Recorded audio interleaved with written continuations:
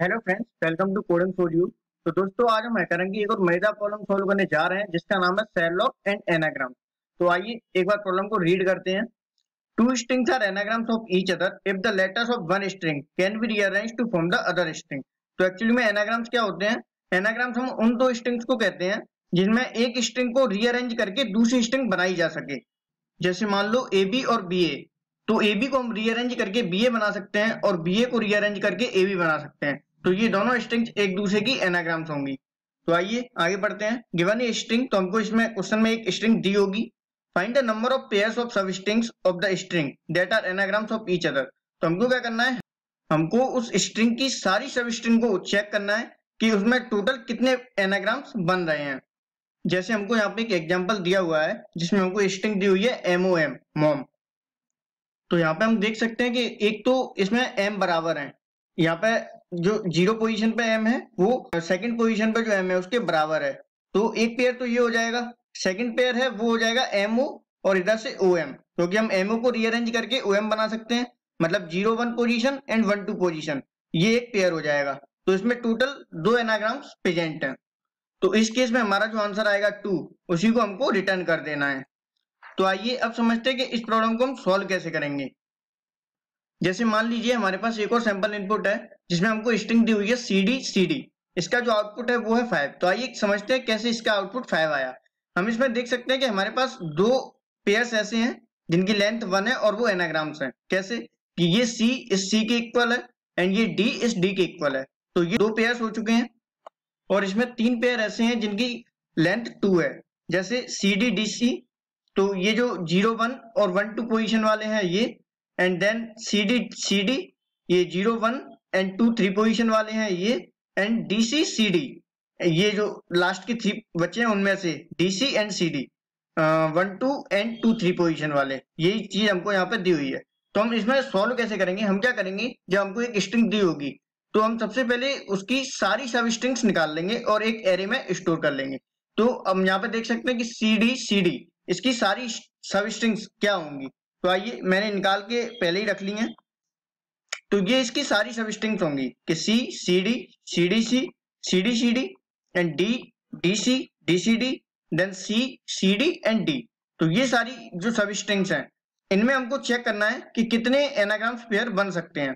तो हम यहाँ पे देख सकते हैं कि एक ये सी इस सी से मैच हो जाएगा तो एक ये पेयर हो जाएगा, एंड देन सी डी इस डीसी से मैच हो जाएगा तो ये सेकंड पेयर हो गया। नाउ सीडीसी को चेक करेंगे तो ये डीसीडी नहीं हो रहा है, ठीक है। देन डी डी हमारा इससे मैच हो जाएगा तो 3 पेयर्स हो चुके हैं। एंड देन हम यहाँ पे एक पेयर भूल गए, ये सीडी इस सीडी से भी मैच हो जाएगा तो ये हमारा 4th हो जाएगा, एंड ये डीसी इस सीडी से मैच हो जाएगा तो ये हमारा 5th पेयर हो जाएगा। तो हम इस प्रॉब्लम को ऐसे सॉल्व करेंगे कि हम सबसे पहले इन सारी सब स्ट्रिंग्स निकालेंगे और उनको एक एरे में स्टोर कर लेंगे। देन हम मैच कराएंगे कि कितने इसमें पेयर्स मिल रहे हैं। तो आइए चलिए कोडिंग की तरफ चलते हैं। तो यहाँ पे हमको एक फंक्शन दिया हुआ है जिसका नाम है शेरलॉक एंड एनाग्राम, जिसमें हमको एक स्ट्रिंग पास की हुई है। इसी स्ट्रिंग की हमको सारी सब स्ट्रिंग्स फॉर्म करके चेक करना है कि उसमें कितने एनाग्राम्स हैं। एंड यहाँ पे हमको एक इंटीजर टाइप की वैल्यू रिटर्न करनी है। तो सबसे पहले हम एक इंटीजर टाइप की वैल्यू रिटर्न करनी है तो हम एक इंट वेरिएबल बना लेते हैं जिसका हम नाम रख लेते हैं काउंट, और उसको हम 0 से कर देते हैं इनिशियलाइज। उसके बाद हम चाह रहे हैं कि हम सारी स्ट्रिंग्स को एक एरे में स्टोर कराएं, तो हम एक स्ट्रिंग एरे बना लेते हैं स्ट्रिंग टाइप का वेक्टर, एंड इसका नाम हम दे देते हैं BECT बैक। इसके बाद हम दो फॉर लूप लाएंगे जिससे हम सारी सब स्ट्रिंग्स को फॉर्म कर पाए। तो हम यहाँ पे एक फॉर लूप लगाते हैं जिसको हम इनिशियलाइज कर देते हैं 0 से, एंड आई को हम चलाएंगे s डॉट लेंथ तक और आई को प्लस प्लस कर देंगे। उसके अंदर हम एक और फॉर लूप चलाएंगे जिसमें हम एक वेरिएबल ले लेते हैं j और उसको हम स्टार्ट करेंगे 1 से। अभी मैं बताऊंगा कि हमने यहाँ पे 1 से क्यों स्टार्ट किया है, और इसको हम चलाएंगे कहाँ तक, जहां तक लेंथ की जहां तक स्ट्रिंग की लेंथ है। तो s डॉट लेंथ, एंड इसमें से हम माइनस करेंगे i को, वो भी मैं बताऊंगा क्यों। और यहाँ पे हम j को कर देंगे प्लस प्लस। अब यहाँ पे इसके अंदर हम सब स्ट्रिंग्स को वेक्टर के अंदर पुश करेंगे। तो हम यहाँ पे एक लाइन लिखेंगे कि बैक डॉट पुशबैक फंक्शन का हम यूज करेंगे, और पुशबैक फंक्शन के अंदर हम सब स्ट्रिंग का यूज करेंगे। सब स्ट्रिंग जो मेथड होता है s डॉट सब str, और इसके अंदर हम दो पैरामीटर पास करते हैं। पहला जो पैरामीटर होता है वो है स्टार्टिंग इंडेक्स, तो स्टार्टिंग इंडेक्स हमारा होगा i, और दूसरा जो पैरामीटर होता है वो होता है लेंथ, तो हम यहाँ पे लेंथ पास करेंगे j के फॉर्म में। तो देखो हमने यहाँ पे क्यों लिया j को 1 से, क्योंकि हम सबसे पहले हम जीरो इंडेक्सिंग से स्टार्ट करके हम 1 लेंथ की सब स्ट्रिंग को पुश कराना चाहते हैं, देन जीरो इंडेक्सिंग से 2 लेंथ की जो सब स्ट्रिंग बनेगी उसको पुश कराना चाहते हैं। तो इस तरीके से हम पुश कराना चाहते हैं। एक बार जब ये 4 लेंथ की स्ट्रिंग वेक्टर में पुश हो जाए तो फिर जो हमारे पास फाइनल जो फर्स्ट वाला लेटर होगा वो हट जाएगा और हमारे पास जो फाइनल लेंथ बचेगी वो बचेगी 3। जैसे आप यहाँ पे देख सकते हैं कि एक बार जब ये CD इंसर्ट हो गया तो उसके बाद ये 4 लेंथ नहीं आई, जो लास्ट स्ट्रिंग आई वो आई 3 लेंथ की। उसके बाद देखिए आप D, DC एंड DCD, ठीक है। उसके बाद हमारे पास जो लेंथ आई वो आई 2, C एंड CD, और उसके बाद हमारे पास आई 1। तो इसलिए हमने यहाँ पे फॉर लूप में s डॉट लेंथ में से i को सब्ट्रैक्ट कर दिया है। तो अब हमारी सब स्ट्रिंग्स फॉर्म हो चुकी हैं। एक बार हम चेक कर लेते हैं हमारी सब स्ट्रिंग्स फॉर्म हुई है या नहीं हुई है। तो हम उसके लिए हम एक लूप लगा लेते हैं, इंट i इक्वल्स टू 0 से i less than baked dot size और i प्लस प्लस। इसके अंदर हम क्या करेंगे, हम एक सी आउट स्टेटमेंट लिख के चेक कर लेंगे कि हमारी जो सब स्ट्रिंग है वो फॉर्म हुई है या नहीं हुई है। तो यहाँ पे हम एक स्पेस और डाल देते हैं जिससे क्लियर हमको दिखेंगी कि सब स्ट्रिंग्स क्या है। अब आइए इसको चेक करते हैं कि सब स्ट्रिंग्स फॉर्म हुई है या नहीं हुई है। अच्छा, यहाँ पे हम मैं रिटर्न और लिख देता हूँ वरना ये एरर दे देगा, कंपाइलेशन एरर। तो रिटर्न कर देता हूँ मैं काउंट को, क्योंकि ये इंटीजर टाइप की वैल्यू रिटर्न मांग रहा है। अगर हम वैसे ही रन करेंगे तो ये एरर दे देगा। यहाँ पे मैं एक कस्टम टेस्ट केस लेता हूँ और उसको टेस्ट करते हैं। कस्टम टेस्ट केस में मैं वही ले लेता हूँ CD और इसको टेस्ट करते हैं कि सब स्ट्रिंग्स फॉर्म हुई है या नहीं हुई है।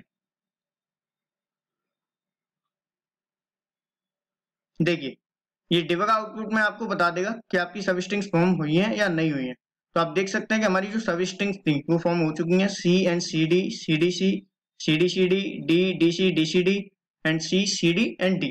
तो ये हमारी जो 9 सब स्ट्रिंग्स है वो फॉर्म हो चुकी हैं। आई गेस 9 है, ओके 10 है। तो ये 10 सब स्ट्रिंग्स हमारी फॉर्म हो चुकी हैं।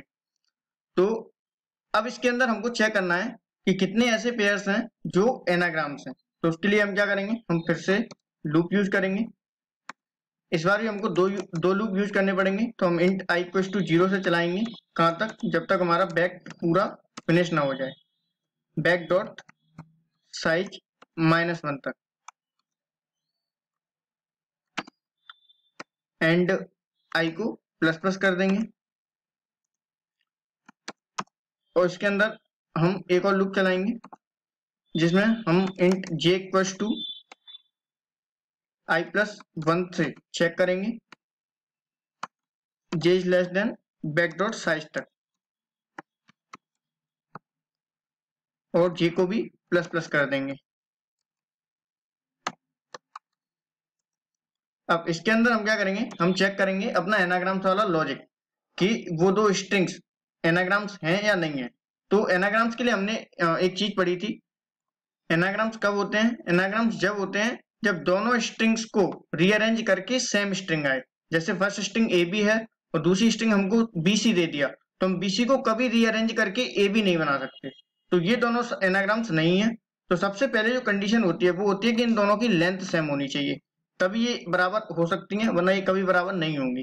तो हम सबसे पहले चेक करेंगे कि बेक्ट i की जो लेंथ है वो बेक्ट j की लेंथ के बराबर है क्या। अगर ये कंडीशन ट्रू होती है उसके बाद हम चेक करेंगे कि क्या इनका ऑर्डर जो रीअरेंज करके ये सेम आ रही है या नहीं। तो उसके लिए भी हम क्या करेंगे, हम दोनों स्ट्रिंग को सॉर्ट कर लेंगे। अगर लेंथ सेम है और सॉर्ट कर लिया तो फिर वो 100, अगर वो एनाग्राम्स हैं तो वो 100% बराबर आएंगी, और या फिर नहीं आएंगी अगर वो एनाग्राम्स नहीं है।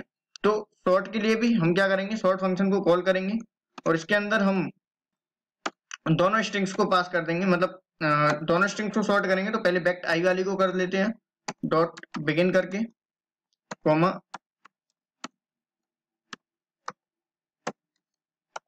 Dot and.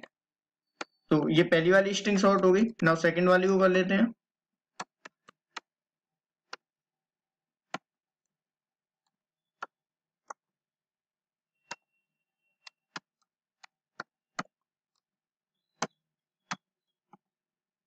अब यहाँ से हमारी दोनों स्ट्रिंग्स सॉर्ट हो चुकी हैं और सॉर्ट करने के बाद हम इनको चेक कर लेंगे क्या ये दोनों स्ट्रिंग्स बराबर आई हैं या नहीं।